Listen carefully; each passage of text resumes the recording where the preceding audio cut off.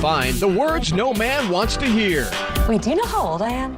Tempers flare as our Bachelor Roundtable squares off over Ari's chances for a happy ending. If they get married, I'll eat this notebook. Like, I'll blend it up and I will eat this thing. Then, Whoa! What's up, fellas? Those are all ladies. All ladies. What's up, ladies? No offense. I put on a safety suit to find out what everyone on the Palouse is buzzing about. So this is a piece that I really like this. I've done. Really like it. And the local company helping make dreams come true down at Pike Place Market. Seattle Refined starts now. Hi, everybody. Welcome to Seattle Refined. I'm Gard Swanson. We're at Chihuly Garden and Glass today. Well, how much pressure can a crystal withstand before it shatters? That's the question fans of ABC's The Bachelor hope to see answered tonight when the ladies turn up the heat on this season's villainous, the intoxicatingly annoying Crystal with a K. It's just one of the red-hot topics we tackle in this week's meeting of the Refined Bachelor Roundtable. Okay, coming into tonight's episode, let's start off with the biggest news that the Bachelor cast is going to be traveling the world together. You're gonna meet Ari in South Lake Tahoe. That was the best part. I was laughing so hard when I was watching because he was like, "Are you ladies ready to travel the world with Ari?" And they're like, "Yeah, my gosh, where are we going?" And he's like, "Tahoe." Oh my God! When you say travel the world, I'm thinking Greece, somewhere romantic, and they were freaking out. Well, the best part about it was the exit of the house, because you know there were some producers like, all right, girls, you guys need to line up and then jog out the front door. I don't know what the thought process is. Just let them exit. Like, you know, at a walk. It's not gonna make my enjoyment of the show better if they're running out the front door like they're so jacked to go to Tahoe.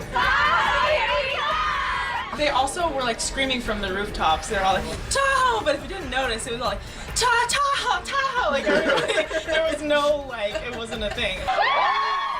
To wherever love may take us. They get to Tahoe. First day is with Cien, who I really like. Cien's too good to be on this show. She went to Yale, she's articulate, she basically carried Ari through an entire conversation where we actually learned a few things about him. Do you see your parents often? Yeah, I pretty much see him every other day. Really? I thought their date was kind of painful because Ari's not into her. I think he thinks she's a nice girl, but she was asking him every question. And not once does he ask her anything about herself. It was a completely one-sided date. She was trying to get something out of it, but he was not that into it. You're gonna have to teach me how to wink because I cannot wink and you're so good at it. Why is Ari a catch? Why is he a catch for these women who are so much cooler than he is? I don't get it. Like, he goes through a playbook of like 6 to 8 phrases. It's like, you're amazing, that's awesome, I like that. There's so much depth to Cien. She's amazing. I think everyone's really harsh. I think he is attractive. I think he races cars. That's kind of cool. So the group date, when he takes a group of ladies on, it's a survival date, and basically they're out in the world, like wilderness, and they have to, go on a scavenger hunt? Well, first he makes them all pee into an Algene bottle, and then he pretends to drink it, and it's like it's apple juice. But the best part about it was that Jacqueline, who's gotten like 0 screen time the entire season, was like, I'm gonna do it. I just want to try this. I'll drink my pee for Ari. For Ari. I will do anything. You have to admire that kind of commitment.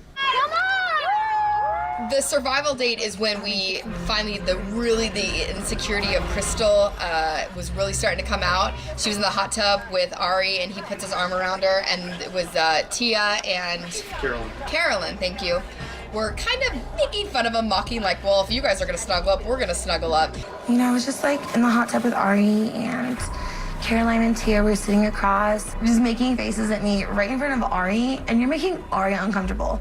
It just feels so juvenile. I have never seen Crystal speak. I've only seen her whine, and I'm just like sick of that, and it's really annoying.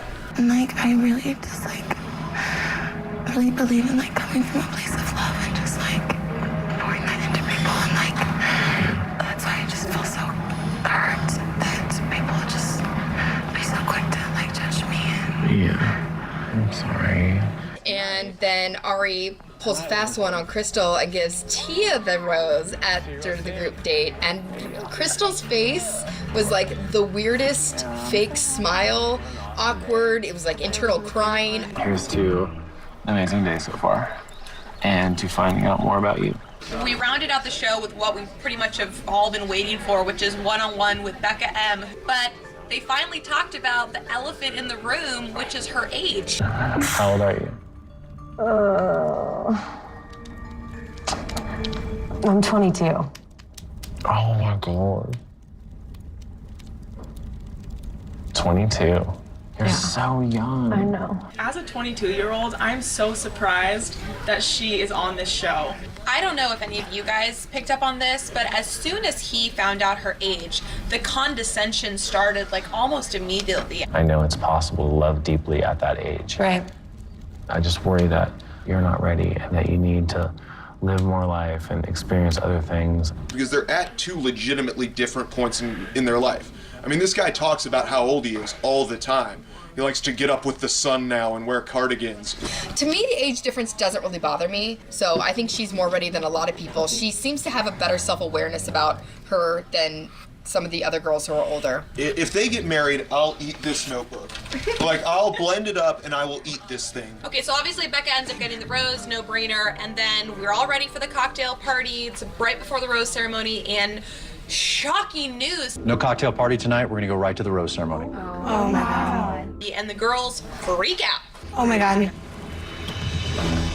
Especially Crystal freaks out because she feels like she might get sent home. Crystal felt like she needed, her constant needs to be stitched on a pillow. I just feel like I need more time with Ari. So in the middle of the rose ceremony, she shocks everybody and is like, wait a second. Wait, I'm sorry. Would you mind if I just had a quick moment of your time? I think that by the end of the episode, though, Ari has realized that he's got a stage 5 clinger on his hands, because when he decided to cancel the rose ceremony, if she was really secure in her position, she would have been cool with it and they would have gone straight through and she would have gotten her rose. Instead, she's got to pull him aside, and she didn't even have anything to say to him. I just wanted to know that, like, I'm not here to play games, and I'm here for you, and I just wanted to... And I feel that. But she got the last rose. I think Crystal will go home tonight. Only because it's a little too crazy. And this is the episode of the season, probably. Allegedly. Well, I mean, you heard it from Brandon. Let's see if it is. Tune in tonight. ABC's The Bachelor airs tonight at 8 right here on Como 4. And if one night of The Bachelor isn't enough, buckle up. The Bachelor Winter Games is about to win a gold medal for romance. The latest spin-off of the popular romance reality series premieres Tuesday, February 13th here on Como. It pits former contestants of the show in a series of winter-themed competitions. It is sure to spark romance. Some of the Bachelor alumni scheduled to appear include Ben Higgins, Ryan and Trista Sutter, Rachel Lindsay, and JoJo Fletcher. I am ashamed to admit I will be watching. Seattle Refined is just getting started. I have to ask you this. Okay. I know this stuff goes to the athletic department. Are the Cougs going to beat the Huskies this year? Bad jokes aside, I get to see a fascinating side of WSU that just might make you hungry. But first. So how does that feel to know that one of your ancestors made the first coin in America? We meet a craftsman who's carrying on a family tradition centuries in the making.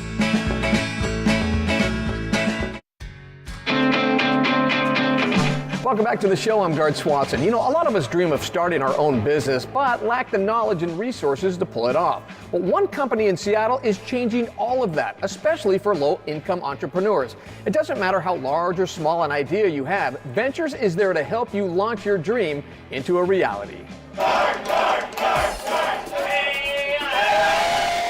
Underneath where they throw the fish at Pike Place Market is a company spawning business minnows into schools of thriving micro businesses. So that's a blue agate. Ventures Marketplace is one-stop shopping for low-income entrepreneurs trying to get off the ground in a competitive business world. Ventures is a really good opportunity for a lot of those individuals who want to be sustainable and want to have their own job, but they don't really know how to navigate the system. So I think Ventures bring a really good result for underserved and all those communities who've been generational poverty, that they've been dispersity in our city. And we bring that. We bring to that because it's not just the training, it's not just to help them to do a business plan, also we match it with capital. You know, every year I do something different. Here at their flagship store at Pike Place, 75 business owners are showcasing their creations. It's just a sliver of Ventures success stories. Almost all of these small businesses started with nothing. But with Ventures' support through coaching, business development, classes, and financial backing, they are flourishing. But the real jewels are the stories behind the businesses. So this is a piece that I really like this. I've done Really like it. with wire. So basically, I've taken 12 feet of wire. 12 feet, that's all one piece? That's all one wire? Wait, it's 12 feet of a piece of wire. So I have taken it and I have just done, you know, all kinds of little things to it, and each piece is different. And this is called Viking knit. So this is an ancient weave. Deidria Daniloff started with an idea and nothing else. Now with the help of Ventures, her jewelry business is booming. I've learned so much, you know, about how to run a business, you know, how to decide who's my market, just everything you need to do a business. They've given me an opportunity to sell my things, and it's just been great. For years, Ventures has guided underserved communities, almost all low income. Over 2,500 micro businesses have been launched, improving the lives of thousands through small business ownership. How can we continue doing handmade, but also sustainable business for our entrepreneurs? And that's what we help our clients, to be like handmade, artistic, but sustainable, that they can really continue living in this beautiful city. And what's your hottest seller here? The hottest seller, I would think, would be my earrings. I do earrings with multiple circles, different stones. I get so inspired. I have the best job of the world because I get inspired for all these entrepreneurs. They come and they ask, they really ask really good questions. They challenge my team, they challenge myself, they challenge the community of saying, this is what I'm passionate about. How can the community can help me? So that's very cool. That's really amazing to see. So far, Ventures has generated more than $1 million of revenue for their clients. They also continue to support each business for years after launch. For more info, check out SeattleRefined.com. Coming up on Refined, bees, beats, and great grub on the Palouse. Plus, a museum where you just might leave with a tattoo.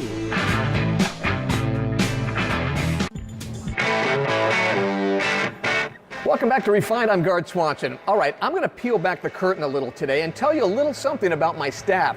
Just by happenstance, it turns out all three of my producers are Cougars. And by that I mean they all went to Washington State University. And there they are, Malia, Brandon, and Jenna. So we talk a lot about the Palouse around the office, including where to go to get good grub and a good buzz on. What about gloves? You'll be fine. WSU has one of the coolest classrooms we've ever seen. It's the Eggert Family Organic Farm, home to honeybees and really awesome veggies. Some of this goodness ends up at top restaurants like Pullman's Black Cypress. The food is on point. Don't worry, we'll be back in just a moment. But first, a little Bee 101. And I've noticed that I have a bee suit on and you don't. Why Yeah. is that? Well, we want to make sure you're protected, and I'm not worried about it. Because these bees are your friends. Yes. So Megan, how long have you been doing this? I started working at the WSU bee program about a year ago. And you've been stung how many times? Over 500 times. So Megan, are the bees in trouble? Yeah, the bees in the United States are doing very well. Our research program here at WSU is trying to solve some of those problems and help the bees. What's up, fellas? Those are all ladies. All ladies. What's up, ladies? No offense. Now it's time for the best part. Ooh, that's good stuff. There you go. Yeah. Mmm. It's like baklava. There you go. That is really, I'll do it. I wash my hands. Wow. That's great. Honey isn't the only thing on the menu on the farm. And it's robust out here too. I mean, everything's just going gangbusters. Yeah, no, we're having a great season and everything's growing well. All right, let's go pick something. Okay. And you're just kind of making a snapping motion. You can grab one if you want. Organic agriculture is huge. It's the fastest growing still market in agriculture. What our primary goal here is to be a teaching facility to let students get hands-on experience in this type of agriculture. All right, we're eating this tonight. We need a couple more things for dinner. Will you pick some more stuff for us? Yeah, all right. Let's do it. All you have to do to harvest these is just look at that. Look at the color on that. Reach down and pull. Okay. I have to ask you this. Okay. I know this stuff goes to the athletic department. Are the Cougs going to beat the Huskies this year? Only with Crimson Beets. There you go. Okay, bad jokes aside, it's time to taste the fruits of our labor. Back to the Black Cypress restaurant we go. These carrots look familiar. Yeah, they're WSU carrots. I like those things. I think we picked those just a short while ago. So, Maria, tell me what we're making here. We're making a smoked carrot hummus. And see that the spicy comes from the garlic and the cayenne. Nothing like organic food, especially when it's local. I know, it's the best. And there was just one more thing I had to try. Alright, there's a Hey. cheese plate for you. Now this has the honey we gathered in the garden, right? Yes, absolutely, right there under the lemon. Oh, look at that honey. Woo! Perfect. Thank you. You're welcome, enjoy. That's good stuff. To learn more about the programs at Wazoo, head to SeattleRefined.com. We'll be right back, but first, this refined, shareable moment.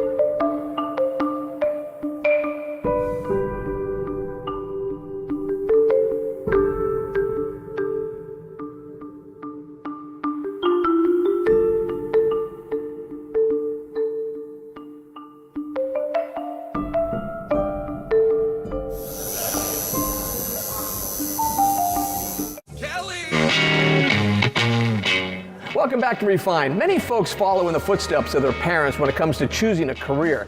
But Dan Riscone discovered one craftsman whose family tradition runs deeper than most. In fact, it's a lost art that stretches 16 generations. We have some tie-dye clothing. An Ogden store So over here we have some of our jewelry, with a little bit of everything. homemade lotions, bath salts. All made by more than 70 local artists. But for owner Jenny Venegas, And this is my favorite part. there are some precious items over in this section that carry much more meaning. That's because they are made by her husband, Oh, I love his sound. Rene Venegas. But there is more than just amazing talent coming from Rene. There is 16 generations of silversmithing running through his veins. My father taught me when I had 5 years old. And Rene's father, Alvaro Venegas, was taught by his father, Campo. And Campo was taught by his father, all the way back to the 15th century, or about 1498. When my father taught me, when I had 5 years old, he told me, Rene, these are as important that you keep because it's part of our European tradition. And that tradition is staying old school, complete with an old-fashioned foot pump and tools. No electric machines are used when doing his silversmithing. I love the old tools. Which means every item is completely handcrafted and made from scratch. And it's the only way for you to create beautiful things. Just like one of his great ancestors, who is credited for making the first coin in the Americas in the 1600s.